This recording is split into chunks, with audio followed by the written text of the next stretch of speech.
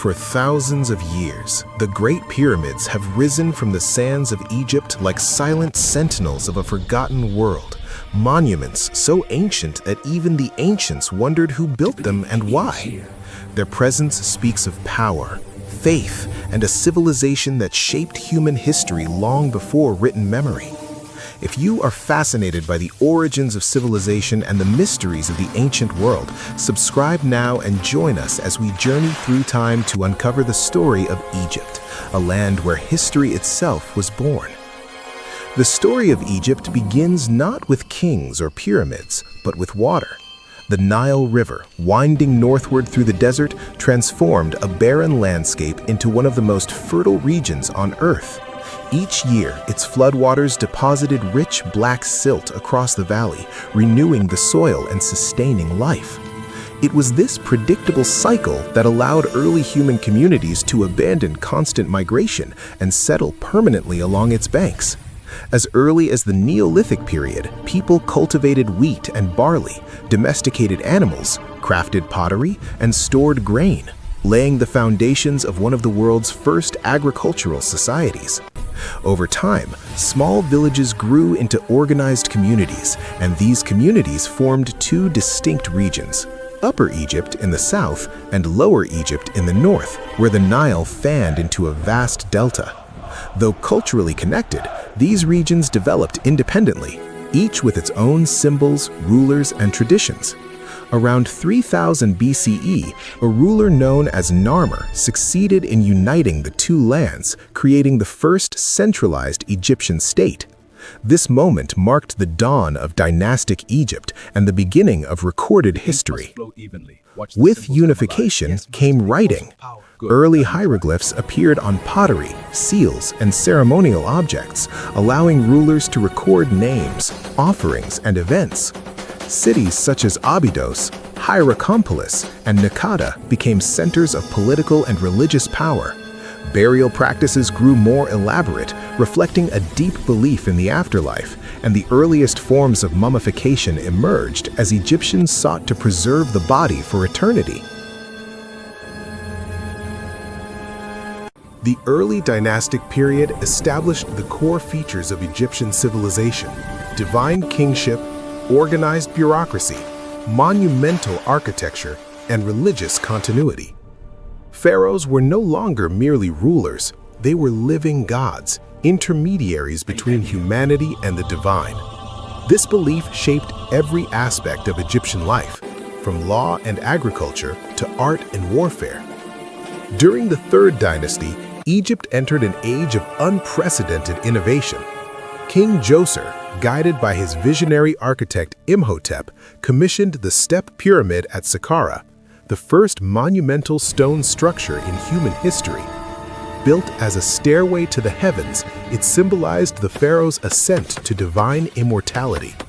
Imhotep's genius transformed mud brick traditions into enduring stone architecture, setting the stage for all pyramids that followed. The Old Kingdom, often called the Age of the Pyramids, represented the height of centralized power. Pharaohs such as Sneferu refined pyramid construction through experimentation, culminating in the Red Pyramid, the first true smooth-sided pyramid. His son, Khufu, raised the Great Pyramid at Giza, a structure so precise and massive that it remains one of the 7 wonders of the ancient world. Built by skilled Egyptian laborers rather than slaves, it reflected a society capable of mobilizing enormous resources through organization, belief, and loyalty to the state. Around these pyramids grew entire cities of workers, priests, and administrators. Art became standardized, religion deeply institutionalized, and bureaucracy essential. Yet this concentration of power carried a cost. As temples gained land and wealth, and provincial governors grew increasingly independent, royal authority slowly weakened.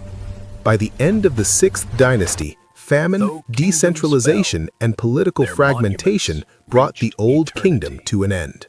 The First Intermediate Period followed, long portrayed as an age of chaos, though modern scholarship reveals a more complex reality.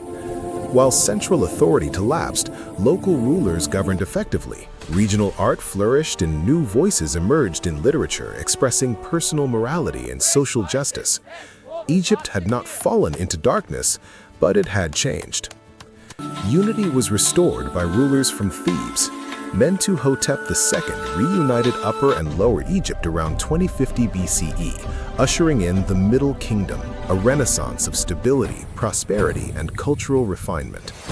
Kings strengthened infrastructure, reformed administration, and invested heavily in irrigation projects, expanding agricultural production across regions such as the Fayum. The Middle Kingdom pharaohs governed with balance, limiting the power of local elites while rewarding loyalty. Trade expanded with Nubia, the Levant, and Punt, bringing gold, incense, and exotic goods into Egypt. Literature flourished, medicine advanced, and monumental construction resumed, though with greater restraint than in the Old Kingdom. Yet even this golden age could not last forever. A succession of weaker rulers in the 13th dynasty allowed foreign groups to settle in the Nile Delta. These people, known as the Hyksos, adopted Egyptian customs while introducing new technologies such as the horse-drawn chariot. For over a century, Egypt was divided once again, until southern rulers rose in rebellion. Ahmose I expelled the Hyksos and founded the New Kingdom, transforming Egypt into a military empire. Determined never to be conquered again, Egypt expanded its borders deep into Nubia and the Near East. Pharaohs became warrior kings, leading armies equipped with bronze weapons and chariots. This era produced some of Egypt's most famous rulers. Hatshepsut governed peacefully, emphasizing trade and architecture, leaving behind magnificent temples such as Deir el-Bahari. Thutmose III, often called Egypt's greatest general, led numerous campaigns, establishing Egypt as the dominant power of the ancient world. Under Amenhotep III, Egypt reached unparalleled wealth and artistic brilliance, but growing power of the priesthood sowed future conflict. His son, Akhenaten, attempted a radical religious revolution, promoting the worship of a single deity, the Aten. This upheaval weakened Egypt's political influence and destabilized tradition. Tutankhamun restored the old religion, but his early death ended hopes of lasting reform. Horemheb followed, erasing the memory of the Amarna period and restoring order. The Ramesside kings continued Egypt's military legacy, with Ramesses II achieving fame through monumental construction and diplomacy, including the world's first recorded peace treaty.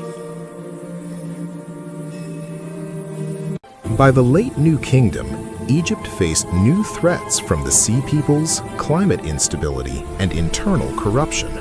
Ramesses III successfully defended the nation, but at immense cost.